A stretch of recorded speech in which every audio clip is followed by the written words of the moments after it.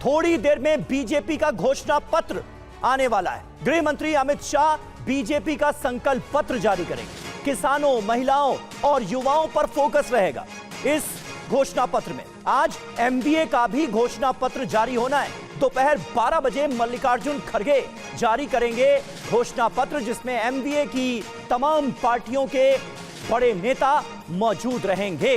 तो दोनों तरफ से चुनावी वादों का पिटारा आज सामने आने वाला है। और देखिए, थोड़ी देर में बीजेपी का संकल्प पत्र आएगा, लेकिन उससे पहले महायुति ने महाराष्ट्र के लिए 10 गारंटियां लॉन्च की थी। उसमें गठबंधन ने वादे क्या किए थे, इसकी एक झलक आपको जल्दी से बता देते हैं। जो महायुति की 10 गारंटियां थी वो आखिर क्या थी। पहला, किसानों का लोन माफ करने की गारंटी महायुति ने दी थी। दूसरा, 25 लाख नौकरियों का वादा भी किया था, यानी किसान और बेरोजगार दोनों पर फोकस। छात्रों को 10,000 रुपए महीना देने का भी वादा इसमें किया गया था, गारंटी दी गई थी। लाडकी योजना में 2100 रुपए देने की गारंटी। इसके अलावा जो बिजली बिल हैं उनमें भी 30% का डिस्काउंट, 30% की छूट देने की बात कही गई थी। वृद्धावस्था पेंशन के रूप में 2100 रुपए का प्रावधान किया गया था, यह गारंटी दी गई। 25,000 महिला पुलिसकर्मियों की भर्ती का भी वादा किया है महायुति ने। आशा वर्करों को 15,000 रुपए महीना देने की भी गारंटी है। 45,000 गांवों में सड़क नेटवर्क बनाए जाने की भी बात इसमें कही गई है। और शेतकारी सम्मान 15,000 रुपए प्रतिमाह करने की गारंटी दी है महायुति ने। यानी अभी जो मौजूदा सरकार है वही दोबारा सत्ता में आती है तो ये गारंटियां जो हैं इन पर अमल किया जाएगा, ये वादा किया गया है। अब आपको महाविकास अघाड़ी की भी 5 गारंटियां बता देते हैं, उनकी तरफ से क्या दावा किया गया है। एमबीए की 5 गारंटियां ये रही। महिलाओं को 3,000 रुपए महीना दिया जाएगा। किसानों के 3 लाख तक के कर्जे माफ कर दिए जाएंगे। जाति आधारित जनगणना का वादा उन्होंने दोहराया है, इसे एक अहम गारंटी के रूप में सामने रखा गया है। 25 लाख तक का स्वास्थ्य बीमा देने की भी बात कही गई है। इसके अलावा बेरोजगारों को 4,000 रुपए प्रति माह देने की भी बात कही गई है। तो इसी पर आज हम बात करेंगे। हमारे साथ कई खास मेहमान इस वक्त जुड़ चुके हैं, उनसे आपका तारुफ करा दें। राजीव पांडे जी हमारे साथ मौजूद हैं, प्रवक्ता भारतीय जनता पार्टी के। विवेक कोरडे, प्रवक्ता कांग्रेस पार्टी के, हमारे साथ मौजूद हैं। सीमा मलिक, प्रवक्ता एनसीपी शरद गुट की, हमारे साथ जुड़ चुकी हैं। गुलाब चंद दुबे जी भी हमें ज्वाइन कर रहे हैं, शिवसेना शिंदे गुट के नेता हैं। और स्टूडियो में हमारे साथ रामकृपाल सिंह मौजूद हैं, वरिष्ठ पत्रकार।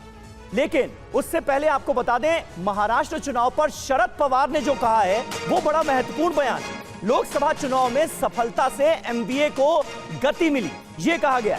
एमबीए वो गति बरकरार नहीं रख पाया। महाराष्ट्र की जनता बदलाव चाहती है। इन तमाम बातों का जिक्र उन्होंने किया है अपने बयान में। एक अंग्रेजी अखबार को दरअसल शरद पवार ने यह इंटरव्यू दिया है जिस पर वोटिंग से पहले सियासत शुरू हो गई। तो आइए आपको जल्दी से बता देते हैं शरद पवार ने जो कुछ भी कहा है अंग्रेजी अखबार को इंटरव्यू में, उसकी अहम बातें क्या हैं, अहम पॉइंटर्स जल्दी से आपके सामने रखते हैं, उसके बाद अपने मेहमानों के पास लिए चलेंगे। लोकसभा चुनाव में सफलता से एमबीए को गति मिली, ये शरद पवार ने माना है। महाविकास अघाड़ी वो गति बरकरार नहीं रख पाया, ये बहुत अहम पॉइंटर है। दूसरा पॉइंटर जो है वो बहुत अहम है, इसी पर सियासत हो रही है। इसकी बड़ी वजह महायुति सरकार की योजनाएं हैं। और ये कौन कह रहा है? ये शरद पवार कह रहे हैं। महाराष्ट्र के लोग बदलाव का इंतजार कर रहे हैं, ये बात भी उनकी तरफ से कही गई। और कहा गया कि जो एमबीए को बहुमत हासिल करने में मदद करेगा, यानी महाराष्ट्र के लोग बदलाव चाहते हैं और ये बात एमबीए के फेवर में जा रही है। ये एमबीए को बहुमत हासिल करने में मदद करेगी। लेकिन लाडकी योजना का भी उनकी तरफ से जिक्र किया गया और वो कह रहे हैं कि वरना एमबीए की गति और ज्यादा होती। इस गति को थोड़ा धीमा कर दिया महायुति सरकार की योजनाओं ने और लाडकी योजना का वो नाम लेते हैं। शरद पवार ने शिंदे सरकार की लाडकी योजना का जिक्र किया, तो यह भी जान लीजिए कि ये योजना है क्या। महिलाओं को हर महीने 1500 रुपए की मदद इसके तहत दी जाती है। महिलाओं को वित्तीय मदद के लिए यह योजना चलाई जा रही है। 21 से 65 साल की महिलाओं को इसका लाभ मिलता है। अब तक लाखों महिलाओं को इसका लाभ मिल चुका है। पारिवारिक आय 2.5 लाख से कम होनी चाहिए। इस योजना के अंतर्गत लाभ हासिल करने की ये एक शर्त है। हमारे साथ तमाम खास मेहमान इस वक्त मौजूद हैं। राजीव पांडे जी, आज बीजेपी अपना संकल्प पत्र जारी करने जा रही है और उससे पहले शरद पवार का यह बयान कि लोकसभा चुनाव में एमवीए की जो गति नजर आई वो एक्सपेक्टेशन के मुताबिक थी, लेकिन इस गति को रोकने का काम किया महायुति सरकार की कुछ योजनाओं ने। लाटकी योजना का वो जिक्र कर रहे हैं और अभी एमवीए की जो गारंटीज हम दिखा रहे थे, ऐसा लगता है कि उसको काउंटर करने के लिए कई गारंटियां दी गई हैं। आपको लगता है इसका असर पड़ेगा? समीर जी, देखिए, कांग्रेस पार्टी जो भी गारंटी देती है जनता उसको सीरियसली। अगर आपको याद हो कि एक बार कांग्रेस पार्टी ने 72,000 रुपए पर ईयर देने की बात की और उनकी सबसे लोकसभा में कम सीटें उस चुनाव में आई, क्योंकि इनको पता है कि ये फेक है, ये जातिवादी राजनीति करने के लिए माहिर है और ये चुनाव के वक्त में कहते हैं। तो सबसे पहले तो जान लीजिए, जो भाजपा कहती है वो करती है। अगर आप इसको ध्यान से देखिए तो जो हमने 1947-48 में कहा, उसको भी हमने, जब हमारे पास सत्ता आई, हम भूले नहीं, हमने 2019 में उसको इंप्लीमेंट कर दिया। 450 साल के बाद राम मंदिर का विषय है जो इंप्लीमेंट हो गया, जो हम चाहते थे। तो कांग्रेस और भाजपा में एक बहुत बड़ा अंतर है कि उनकी बातों को जनता सीरियसली नहीं लेती। अगर मोदी जी ने कहा कि किसान सम्मान निधि देना है तो उन्होंने एक बटन दबाया और अकाउंट में पैसे चले गए। अगर भारतीय जनता पार्टी ने जो भी, आप मेरा कहना है कि भारतीय जनता पार्टी का मैनिफेस्टो देखिए और उस मैनिफेस्टो को आप इंप्लीमेंटेशन करने की पूरी कोशिश भारतीय जनता पार्टी करती है और सफल हो जाती है। जैसे मैं 2-3 बातें आपको बताना चाहता हूँ। 40 साल से एक मुंबई के पास, नवी मुंबई के पास एयरपोर्ट है, लोग बात करते रहे। अटल सेतु 50 साल, नवासी लिंक जिसका नाम अटल सेतु है, माननीय प्रधानमंत्री जी, पूर्व प्रधानमंत्री अटल बिहारी वाजपेयी जी के नाम पर, वो भी 40 साल से बस्ते में था। कोस्टल रोड मुंबई के पास, वो भी 40 साल से ऊपर से बस्ते में था। ये कुछ नहीं करते, ये झूठ बोलते हैं। ठीक है। और इसका जनता को हमसे ज्यादा पता है कि ये झूठे मक्कार पार्टी है, ये काम करती है। ठीक है, विवेक कोडे जी को भी जल्दी से जोड़ लेते हैं। राजीव भाई, मैं आ रहा हूं। विवेक कोडे जी, एक लाइन कंप्लीट कर लीजिए। अभी इन्होंने कहा, ये बार बार देश में हिंदुओं को तोड़ने के लिए जो राजनीति कर रहे हैं कि हम जातिगत ये जनगणना करेंगे। तो अरे भैया, कर्नाटक में तो जातिगत जनगणना कर चुके हो, उसको रिलीज करो। और उस पर क्या करना चाहते हो, रिलीज तक नहीं कर पाते हैं। ये जो जातिगत जनगणना, इन्होंने कहा करोड़ों रुपए इन्होंने कर्नाटक में बर्बाद किया, टैक्स पेयर का पैसा, ये रिलीज तक नहीं कर पाए। ठीक है, सब बातों को देखेंगे तो जनता को ज्यादा पता है कि कांग्रेस पार्टी और जो एमवीए है महाराष्ट्र में, 15 साल इनका शासन था। हाँ। आपको याद होगा 2014 तक तो इन्हीं का शासन था ना। ठीक है राजीव जी, देखना होगा कि जनता किसके वादों पर भरोसा करती है। लेकिन विवेक कोडे जी कांग्रेस पार्टी पर, एमवीए पर बड़ा आरोप लगा रहे हैं। राजीव जी कह रहे हैं ये लोग वादे तो कर देते हैं लेकिन बिना सोचे समझे, इसीलिए जनता को विश्वास नहीं होता। बीजेपी जो कहती है वो करती है। देखिए, एक तो सबसे पहली बात, एक आरोप लगाया कि हम जातिवादी राजनीति कर जी। दूसरा, उन्होंने ये कहा कि बीजेपी जो कहती है वो करती है। तो मोदी जी तो बीजेपी के है ना, और मोदी जी तो गारंटी देते हैं। ये सब गारंटी लोकसभा के चुनाव के पहले दी थी मोदी जी ने, लेकिन लोगों ने मोदी जी को 400 पार नहीं किया। अभी मोदी जी की गारंटी क्या क्या थी वो एक बार देखेंगे। पहली बात, राम मंदिर का श्रेय बीजेपी को लेने का कोई अधिकार नहीं है, वो हमारे सर्वोच्च न्यायालय का निर्णय था और राम जन्मभूमि न्यास ने मंदिर बनाया है, वो बीजेपी ने नहीं बनाया। और बीजेपी अगर ऐसा कहती है कि हमने बनाया तो वो झूठ बोल रही है। अच्छा, सर्वोच्च न्यायालय का निर्णय आने के बाद राम जन्मभूमि का मार्ग निर्विघ्न बन गया, ये वस्तुस्थिति है। मोदी जी ने ये कहा था कि हम विदेश से काला धन लेके आएंगे, काला धन बढ़ गया। मोदी जी ने कहा कि हर साल 2 करोड़ रोजगार बनाएंगे, हर साल रोजगार कम करते गए जी। मोदी जी किसानों की आय दुगनी करने वाले थे, उसके बदले में किसानों को दिया हर साल में 6,000 रुपया, एक बटन दबा के। किसानों के इसकी भीख की जरूरत नहीं है, किसानों के उसके बलबूते खड़ा करने के लिए एमएसपी के गारंटी की जरूरत है। क्यों देना पड़ा? अगर किसानों की आय दुगनी कर देते तो किसानों को ये पैसे क्यों देने पड़ते थे? 100 स्मार्ट सिटी बनाने वाले थे, एक सिटी का नाम बताइए। महंगाई के ऊपर बीजेपी ने बोलना छोड़ देना चाहिए। अब लोगों को बहुत हुई है महंगाई की बार, अब की बार बीजेपी तड़ीपा, ये लोगों की घोषणा है। रुपए के तुलने में डॉलर बराबरी को लाने वाले थे और कह रहे थे कि जिसका रुपया गिरता है वहां के पंतप्रधान की साख गिरती है। हाँ। अभी कौन से पंतप्रधान की साख गिरती है वो जरा बताइए। और जो बात चल रही है वोट जिहाद विरुद्ध, मैं उस पर आऊंगा, वोट जिहाद पर आऊंगा। उससे पहले देवेंद्र फडणवीस का बयान भी अपने दर्शकों को सुनवाऊंगा। लेकिन कराड़े साहब एक मिनट 30 सेकंड और दीजिए। चलिए जल्दी से।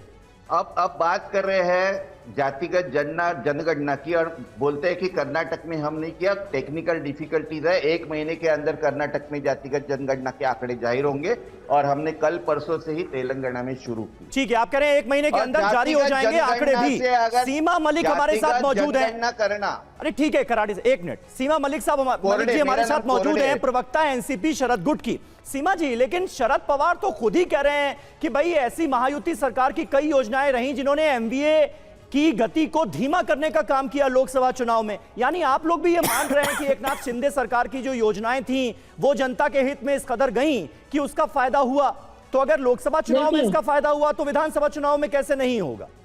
देखिए, इसका मिसइंटरप्रिटेशन शायद आप लोगों ने किया है और एक हमारे राष्ट्रीय अध्यक्ष हैं और उनका समय समय पर हमको चेताना भी ठीक है। और देखिए, उन्होंने आप इससे जिस इंटरव्यू की आप बात कर रहे हैं इसमें उन्होंने ये भी कहा है कि जो लाडली बहन योजना है उसका कितना प्रभाव है लोगों पे। काफी प्रचार हुआ उसका और कहा गया कि बहुत वो है। पर देखिए, जो उन्होंने ये भी बोला कि कुछ लोगों से हमने वहां पर बातें करी तो मुझे पता लगा कि कोई nobody is satisfied with this kind of amount of rupees. एक साथ उन्होंने इतने पैसे दे दिए और ये भी उनको तभी याद आया कि जब लोकसभा में उनकी करारी हार हुई है, बहुत कम सीट्स आई हैं उनकी, जितनी वो शान मार रहे थे कि हमारी इतनी सीट्स आने वाली है जी। पर जिस तरह का मैंडेट उनको दिया है जनता ने, उसको देखते हुए देखिए ये जो योजना है, हम लोग ने एक बहुत अच्छी योजना इसके मतलब इसके लिए हमने करी है, जिसमें कि हम लोग 3000 रुपए देंगे, बिकॉज ये 1500 रुपए मेरे ख्याल से बहुत इनसफिशिएंट है। अच्छा। और हम लोगों ने महिलाओं को मुफ्त बस के लिए भी दिया है, क्योंकि बहुत इंपॉर्टेंट चीज है, बिकॉज ट्रांसपोर्ट मेरे ख्याल से ये योजना जहाँ भी किसी भी सिटी में है, चाहे वो दिल्ली हो या जो भी हो, तो बहुत सक्सेसफुल रही है। And this is the requirement. ठीक है, आप लोग कह रहे हैं भाई ये अभी तक 1500 रुपए देते थे, हम 3000 रुपए देंगे। रामकृपाल जी हमारे साथ, दिस इज द रिक्वायरमेंट। ठीक है, रिक्वायरमेंट क्योंकि ज्यादा है। ठीक है, रामकृपाल जी हमारे साथ मौजूद हैं। रामकृपाल जी, किस तरह से आप देखते हैं इन वादों को? सारी पार्टियां, सारे गठबंधन अपना पिटारा खोलकर आज बैठने वाले हैं। कई तरह की गारंटियां दी जा रही हैं। लगातार इस देश जो पॉलिटिक्स है उसका भी जिक्र होता है, लेकिन जब चुनाव आते हैं तो इस तरह के वादों की एक लंबी फहरिस्त भी हमें नजर आती है। किसका पलड़ा भारी, ये भी जरा बताइए। और इस तरह की जो पॉलिटिक्स है इसे आप किस नजरिए से देखेंगे? समीर जी, आपने जो शरद पवार जी का बयान सुनवाया, जो इंटरव्यू उनका आया है, वो बहुत ही सही उन्होंने बोला है। मैं उसको ये कहूँगा अर्ध सत्य। ये बात तो सही है, उन्होंने कहा कि एमबीए ने लोकसभा चुनाव में जो उसकी ताकत जिस तरह से बढ़ी थी, वो आगे चल करके आज की तारीख में घट गई है, ये सच्चाई है। लेकिन जो उन्होंने कारण बताए हैं वो जानबूझ करके वो कारण नहीं बता सकते जो सच्चाई है। देखिए, पार्लियामेंट में के चुनाव में कहीं ये मुद्दा नहीं था कि प्रधानमंत्री कौन बनने जा रहा है महाराष्ट्र से। इसलिए एक जो होता है ज्वाइंट फ्रंट की बात कि तुम्हारे साथ मिल के लड़ेंगे अपने प्रतिद्वंदी से, वो चीज विधानसभा में आते आते बदल गई कि तुम्हारे साथ मिल के लड़ेंगे लेकिन तुमसे भी लड़ते रहेंगे। अब ये हो गया कि आज की तारीख में ये जो घोषणा पत्र आएंगे, क्या क्या वादे हैं, सब होगा। मुख्य बात ये रही है, जनता ये जान रही है कि महाविकास अघाड़ी में झगड़ा इस बात का है कि मुख्यमंत्री कौन होगा। और 3 मुख्यमंत्री अभी वहां पे हैं, उनको इससे लेना देना नहीं है। और एक दूसरा ट्राई करेगा कि जो सामने वाले की सीटें थोड़ा मुझसे कम आ जाएं। हाँ। तो ये होगा कि आपस में ही दूसरे की लकीर छोटी करने की प्रतिद्वंदिता चल रही है। तो वो प्रतिद्वंदिता आपको क्या इधर नजर नहीं आती है? नहीं, महायुति में आप देखिए कि एकनाथ शिंदे मुख्यमंत्री होंगे या नहीं होंगे, इसको लेकर अभी डाउट है, कोई क्लैरिटी है नहीं। और इसको लेकर भी कुछ अंदर अंदर सुगबुगाहट तो नजर मैं उसी बात पर आ रहा था। हाँ। दोनों तरफ है, देखिए महत्वाकांक्षा कहीं नहीं, लेकिन उधर जरा खुल के नहीं आई है। हाँ। और जो सीट का भी बंटवारा है, आप देख लीजिए, बीजेपी 150 के आसपास वह चुनाव लड़ रही है, तो वहां की स्थिति जाहिर सी बात है साफ है। ठीक है रामकृपाल सर, एक लाइन और कहूंगा जी कि मैं एक बात ये कह रहा हूं कि दोनों जो गठबंधन है जी, उसमें एक पुर्जे गलत ढंग से फिट हो गए हैं जो दोनों को तकलीफ दे रहे हैं। लेकिन लड़ाई तो चेहरे की है और चेहरे को लेकर अभी तक एक मत नहीं है। ये पता ही नहीं है कि महाविकास अघाड़ी में चेहरा कौन होगा, आगे किसे मुख्यमंत्री की कुर्सी तक पहुंचाया जाएगा, क्योंकि कुछ भी कहा नहीं जा रहा है। और हम आपको बताते हैं देवेंद्र फडणवीस का बयान बहुत महत्वपूर्ण बयान है, फिर चर्चा को आगे बढ़ाएंगे रामकृपाल जी। देवेंद्र फडणवीस का वोट जिहाद पर बहुत बड़ा बयान आ गया है। उन्होंने कहा कि लोकसभा चुनाव में हम वोट जिहाद की वजह से हारे, ये उनकी तरफ से कहा गया। और ये भी कहा गया कि वोट जिहाद का जो जवाब होगा जनता की ओर से, वो वोट का धर्म युद्ध होगा। ये चुनाव वोट जिहाद को जवाब देने वाला है। क्या कुछ कहा देवेंद्र फडणवीस की ओर से, आइए आपको सुनवाते हैं। लोकसभेपासनं एक नवीन स्ट्रॅटेजी आखली आणि या धुळ्यामध्ये ते वोट जिहाद करतायत, वोट जिहाद। अरे आमच्या धुळ्याच्या लोकसभेमध्ये आम्ही 1,90,000 मतांनी 5 मतदारसंघात पुढे गेलो, एकट्या मालेगाव सेंट्रलच्या आणि या धुळ्यातल्या वोट जिहादमुळे 4,000 मतांनी आम्हाला पराजित व्हावं लागलं। आता मी तुम्हाला विनंती करण्याकरता आलोय, आता जागे झालो नाही तर नेहमी करता झोपावं लागेल। ही निवडणूक जागा होण्याची निवडणूक आहे, ही निवडणूक वोट जिहादचं उत्तर एकत्रितपणे मतदान करण्याची निवडणूक आहे। आणि म्हणून या निवडणुकीमध्ये आपले 5ही उमेदवार या ठिकाणी निवडून आणा एवढीच विनंती करतो आणि माझं बोलणं संपवतो। तो देवेंद्र फडणवीस को आपने सुना, आइए डिकोड करते हैं उनके बयान को कि उनके बयान के मायने क्या हैं। देवेंद्र फडणवीस की ओर से ये जो ललकारा गया वो क्यों ललकारा गया। पहला, हिंदू वोट को एकजुट करने की देवेंद्र फडणवीस की ओर से कोशिश हो रही है। सार्वजनिक मंच पर यह बयान है। विपक्ष के जाति जनगणना के दावों की भी तोड़ नजर आ रही है। समीर जी हाँ, शिवसेना के परंपरागत वोट साथ लाने की भी ये कोशिश साफ तौर पर नजर आती है। लोकसभा चुनाव में मिले कम वोट को बढ़ाने का एक लक्ष्य इस बयान में साफ तौर पर नजर आता है। मराठा आरक्षण जैसे मुद्दे से ध्यान भटकाने की भी ये कोशिश हो सकती है। बिल्कुल, राजीव पांडे हमारे साथ हैं, बीजेपी के प्रवक्ता। राजीव जी, क्या ये कोशिश है कि जो लोकसभा चुनाव में आपको महाराष्ट्र में झटका लगा और जो आपको उम्मीद थी कि रिजल्ट्स वैसे आएंगे वो नहीं आए, क्या ऐसा है कि हिंदू वोटों को एकजुट करने की, उन्हें जगाने की कोशिश हो रही है कि वही निर्णय ना हो जो लोकसभा चुनाव में हुआ, विधानसभा में सरप्राइज देखा जाए बीजेपी के लिए? देखिए भारतीय जनता पार्टी ये कोई डिवीजन वाली कोई भारतीय जनता पार्टी की पॉलिसी नहीं है। जो देवेंद्र जी माननीय मुख्यमंत्री कह रहे हैं, आपको 2 सीटों के बारे में उन्होंने धूले का बयान आपने सुनवाया, मराठी में था, हो सकता है हिंदी के दर्शकों को समझ में नहीं आया हो। 6 विधानसभा में 5 में भाजपा आगे थी 1,05,000 वोट से। एकमात्र मालेगांव जहां पर बहुत प्रकार से वोट का निर्माण किया गया है, आप जानते हैं कि वोट का निर्माण कैसे हो रहा है, और वहां से एक विधानसभा से 1,09,000 से एमबीए लीड किया और 4,000 से हार गए। एक मुंबई में सीट है जो नॉर्थ साउथ वेस्ट में, जहां से वीर कटोचा जी लड़ रहे थे, 5 सीट पर भाजपा आगे थी। एक मनखुर्द करके जगह है जहां आप जाएंगे, जहां पर जिस प्रकार से झुग्गियों में बाहर के लोगों को लाके बसाया गया, इस कारण से वो सीट भी हम हार गए।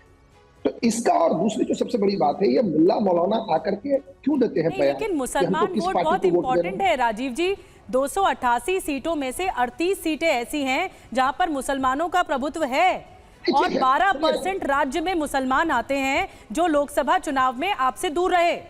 नहीं, मेरी बात सुनिए, वो दूर रहेंगे। आपका टारगेट नहीं?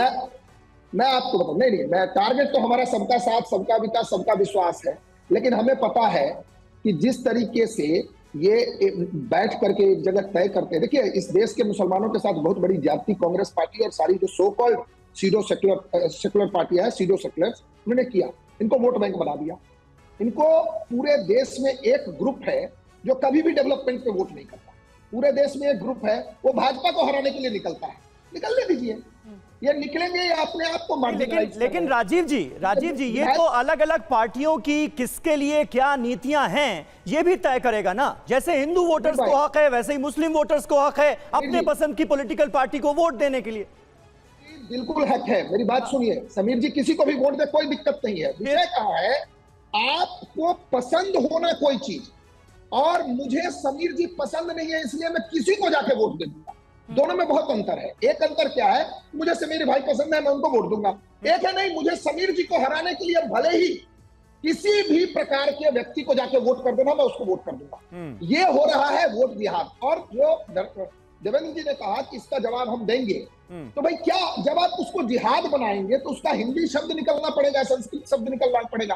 तो जिहाद का जो हिंदी और है वो धर्म युद्ध है। मतलब आप फिर ये मान रहे हैं ना कि अगर वो उधर से वोट जिहाद हो रहा है तो आप धर्म युद्ध की तैयारी कर रहे हैं। विवेक कोरडे जी कैसे जवाब देंगे? वो कह रहे हैं कि नेगेटिव वोटिंग होती है, नेगेटिव वोटिंग होती है और माले का एग्जाम्पल बार बार दिया जाता है। जल्दी से विवेक कोरडे जी एक काउंटर।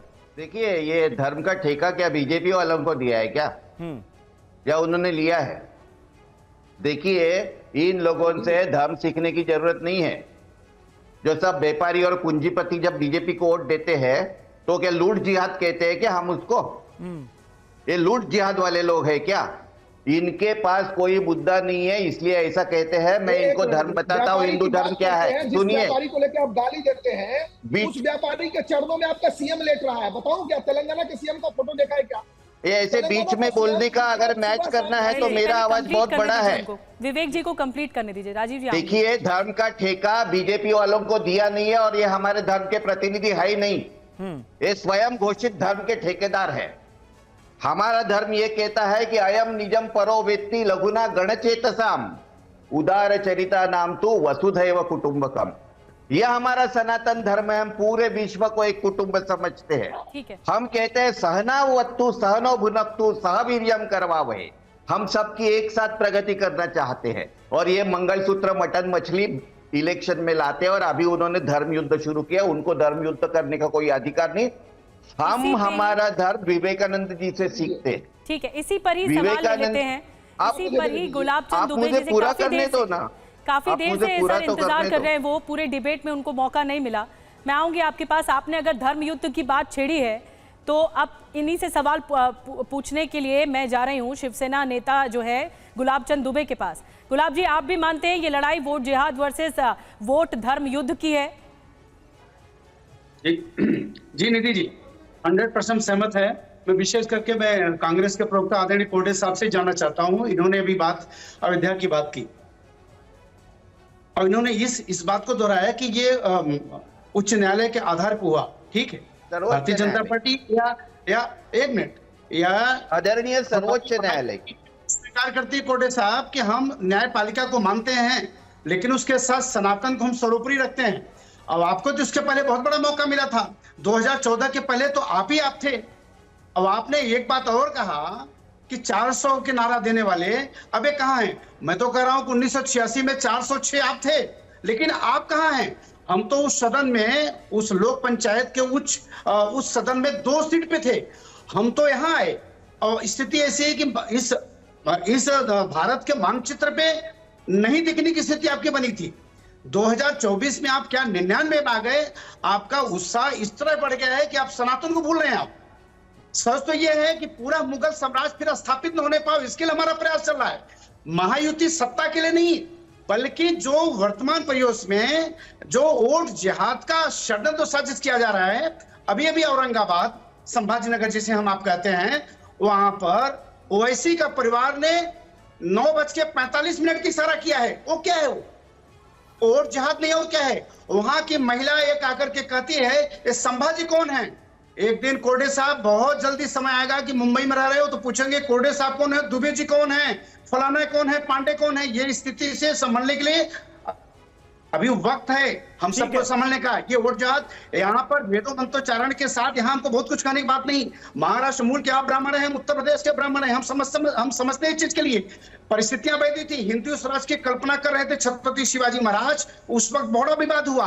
अंततः उत्तर प्रदेश में जाकर काशी से गागा भट्ट आकर उनको छत्रपति अस्तित्व प्रमाण पत्र देना पड़ा था, भूल गए। ये महाराष्ट्र में, लेकिन दुबे जी सवाल तो देखिए वही घूम फिर कर आ जाता है ना कि ऐन चुनावों के वक्त ये महापुरुषों का सम्मान भी याद आ जाता है, धर्म भी याद आ जाता है, सनातन भी याद आ जाता है, जिहाद भी आ जाता है, धर्म युद्ध भी आ जाता है। सीमा मलिक जी, क्या यही नियति बन चुकी है?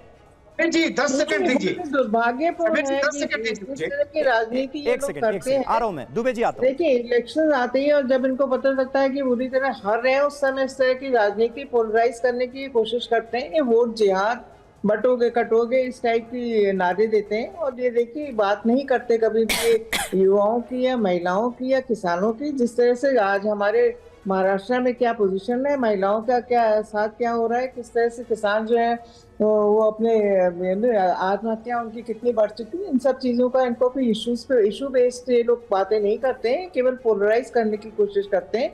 और किस तरह के शब्दों का इस्तेमाल करते हैं ये भी हमने देखा है।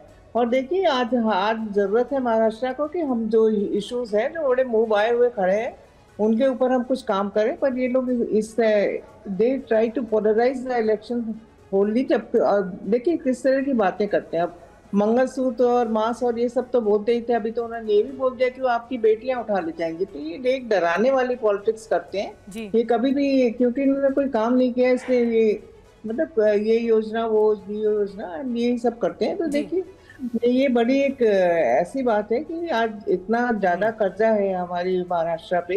और देखिए कितना फिस्कल डेफिसिट है, जीडीपी कंट्रीब्यूशन कम हो गया है, पर उनको इस बातों की कोई चिंता नहीं होती है। They will not talk about the issues of the Maharashtra.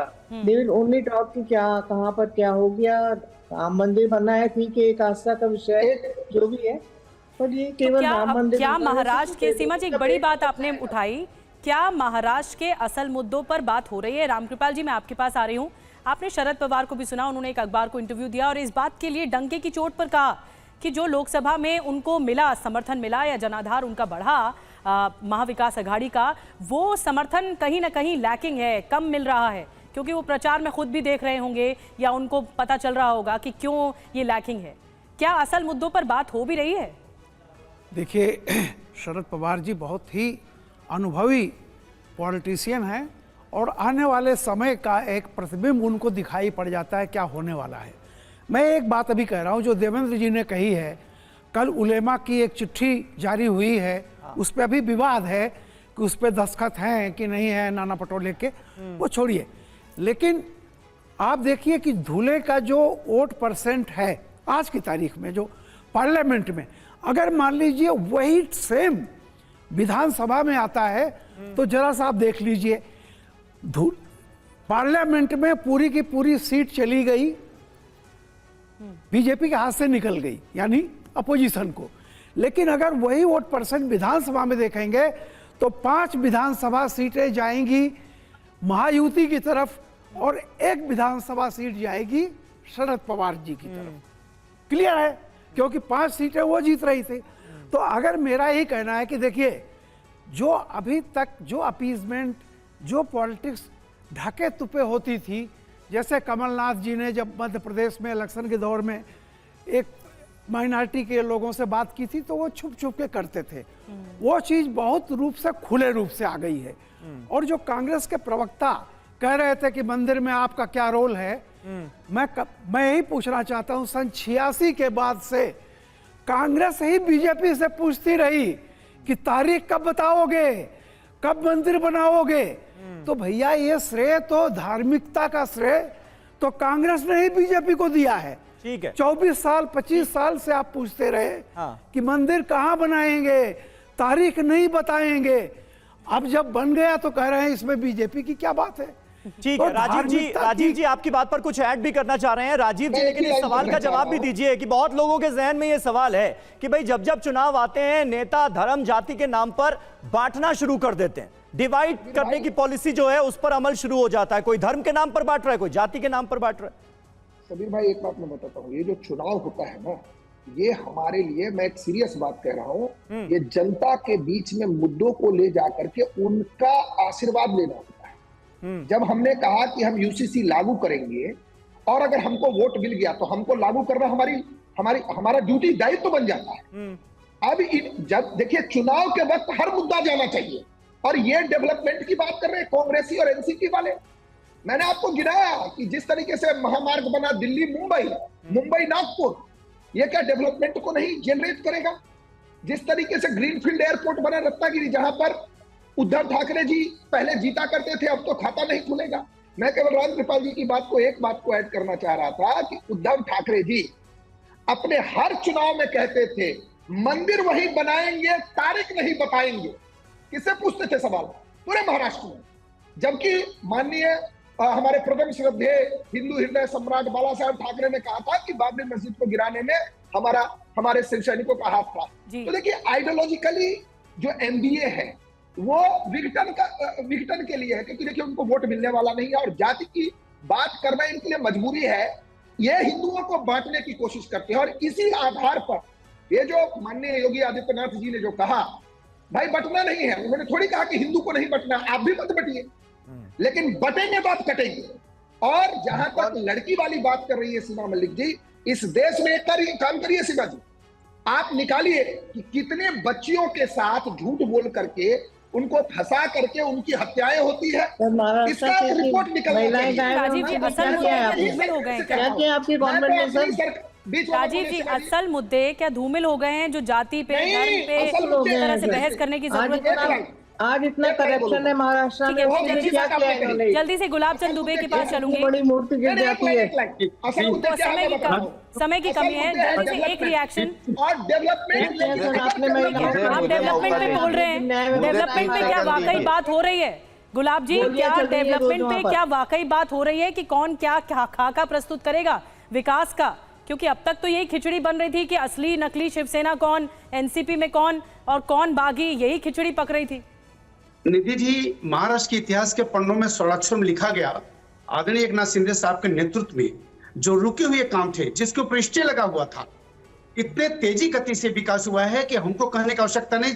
जिस गति और जिस विकास को लेकर के महाराष्ट्र की जनता 20 तारीख उसका जवाब दे देगी। नंबर 1। मैं दूसरी बात जानना चाहता हूँ, विशेष करके कोर्डे साहब से और सीमा बहन से जानना चाहता, वाकई में आप अगर सनातन को नहीं मानते हो, देश को नहीं मानते, 370 से सहमत हैं? हम सनातन को मानते हैं, हमें कोई करने की जरूरत नहीं है। हम सनातन को मानते हैं या ना मानते हैं, हमें कॉन्फिडेंस है अपने ऊपर। हम संविधान पूरा का पूरा मानते हैं, एक कलम है, किसको नहीं मानते?